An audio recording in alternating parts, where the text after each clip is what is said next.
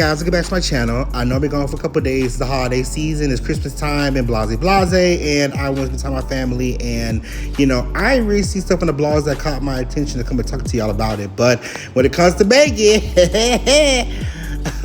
especially stuff like this, I'm gonna talk about it. So apparently Emilio Pucci, who was Megan Thee Stallion's photographer who she fired, he had put a lawsuit out. Oh, I said she, child. He put out a lawsuit a while back claiming that Megan Thee Stallion had been in the car with her friends, having a ball or whatever, getting tongues played with in their vagina and all these things, and he got mad uncomfortable, and Megan fired him at some point in fashion. Now, what I'm gonna read to you is alleged, right? Because none is verified. However, Megan tried to dismiss this case and the lawyer said no.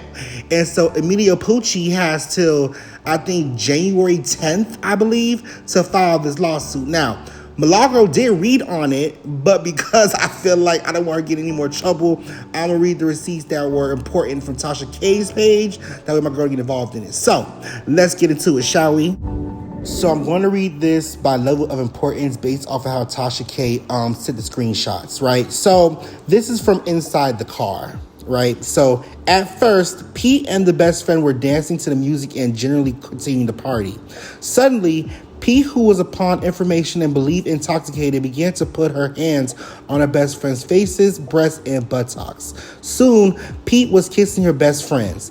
This made plaintiff, who's Emilio, feel uncomfortable as he was in the SUV in a foreign country at night with his boss, who was acting inappropriately.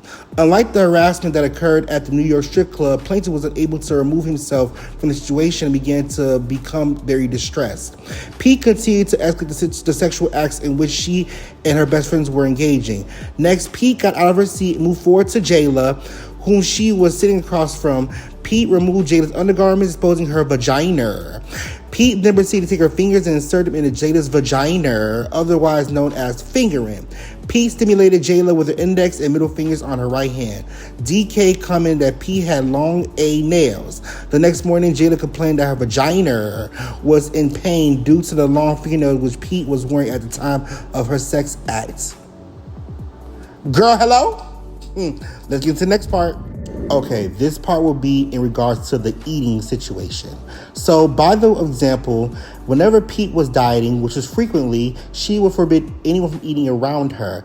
As a result, plaintiff, who's Emilio, and other employees who were working sometimes 16 hours plus a day were forced to eat in secret. Indeed, even when they were catering, Pete would explicitly forbid people from eating in her presence. If she saw plaintiff or anyone eating, Pete would launch into a temper tantrum, ridiculing anyone who brought food into her vicinity. Plaintiff, who was open with Pete about his eating disorder, and struggles with weight, felt targeted, ashamed, and humiliated by Pete's ridicule. Sometimes when Pete ate, she would immediately go to the bathroom and induce vomiting to prevent herself from gaining any weight. Pete held plaintiff and others to her unreasonable and illegal standards of beauty and targeted those, including plaintiff, who failed to conform. Ooh, Megan, girl, you make people throw up their food if they ate around you. Like, this is y'all girl, right? All right, let's get into the next part. Lastly, this apparently when they got back to the crib or whatever, or somebody's nightclub apparently or whatever. Again, Megan being rude. So in the nightclub, another employee, Alex, took over duties of DJing. Apparently, Pete did not like the music Alex was playing. Rather than asking Alex to change the music, Pete approached Alex from behind and yanked Alex's hair back, screaming, "Effing change this S." About 10 minutes later, Pete's professional chef announced the dinner was served. Everyone was seated at an outdoor dining table, including plaintiff, Alex, Pete, and her best friends and others. The chef prepared a vegan dish for Pete, who was dieting at the time. Everyone else was served grilled sea bass over a kale salad. Now, imagine getting some personal chef-made food, and you can't eat it because Megan gonna beat you up if you do. Again, alleged, but hello? Interesting.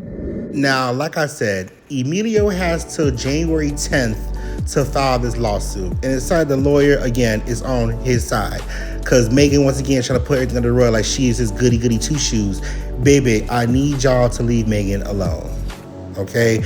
Megan is not a girl y'all think she is. She's a big bully. She's abusive. She crazy as hell. Like, I do not understand what y'all see in this girl. Like I said, the girl is gorgeous.